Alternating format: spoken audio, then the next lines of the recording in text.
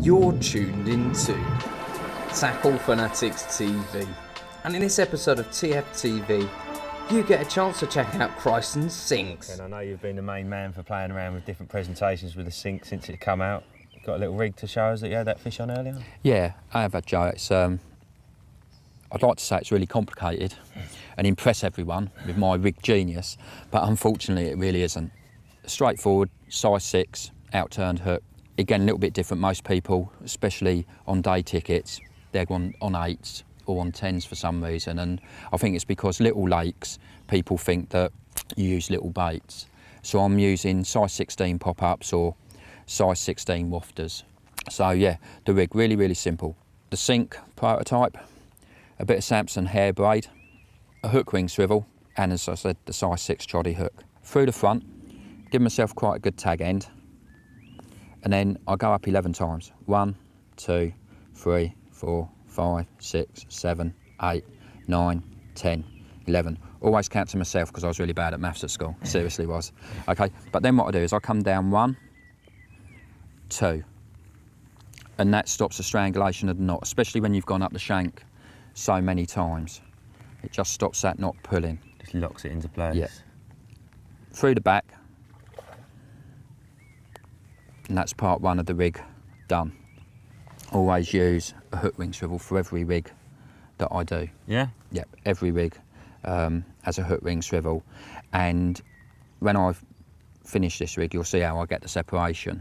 So, tag end through the ring, and then the ring sits there, and then the Synx, he says,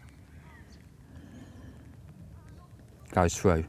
Now, one of the things I've noticed about the Synx, compared to other coated braids, is the thinness of the diameter. So to go through the hook eye 2 or 3 times, 4 times, it's not a problem, whereas with other coated braids and other materials, it's a bit tight. Cut off.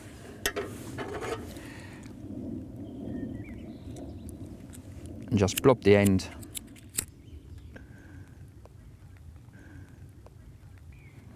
and that then holds it in place. So what I've basically created is, to a lot of people, the Choddy D or the D rig. Yep. Then take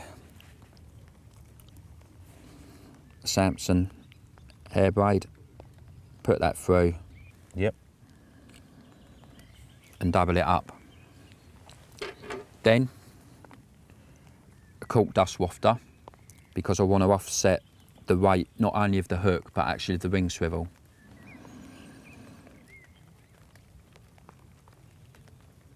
And then pull it on. Now, to get my separation, all I do is just pull the boilie just on to the barrel, to the barrel. And as you can see, I then get the separation that I'm after with the blowback D effect. Then it's just a simple overhand knot that then plugs the boilie. I'm getting old now, so I definitely don't use anything fiddly like hair stops, and especially in winter because they're so fiddly with cold fingers. So I just double knot over,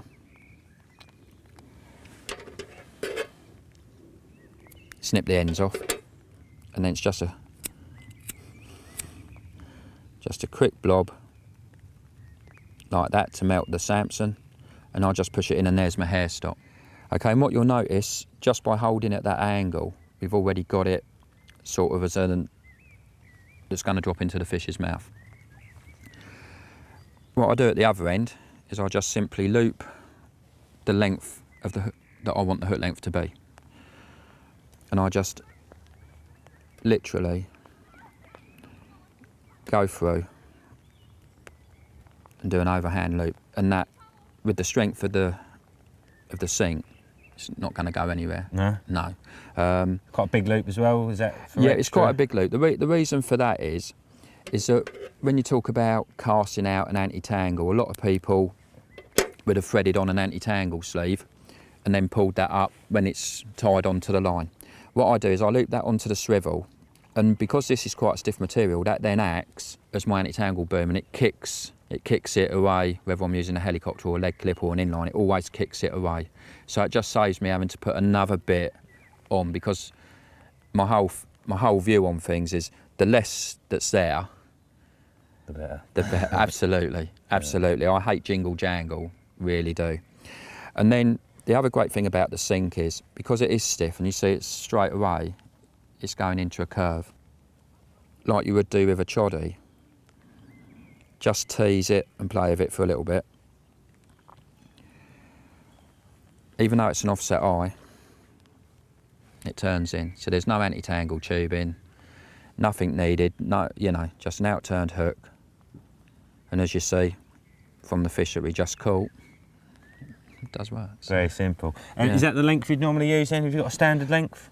if I'm fishing on a clear bottom, I try to fish as short a hook length as I can, and I use a very heavy lead, because what I want is for them to pick it up and be nailed.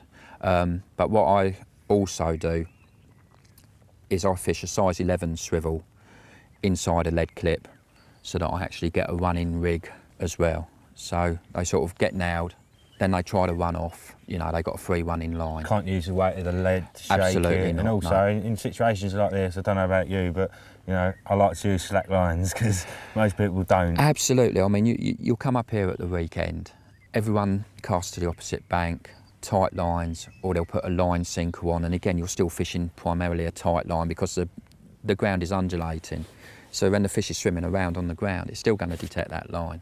So yeah, slack line fishing is how I fish. And line obviously, with all the time. a running setup, it just improves your indication. Yeah, absolutely. And every take's an absolute screamer. And this fish, I mean, it wasn't hooked in the bottom lip, it wasn't hooked in the top, it was hooked right inside. You know, real good deep hook hold. You know, no need to break the coat in or do anything fancy. Just put a little curve in and it's going to turn.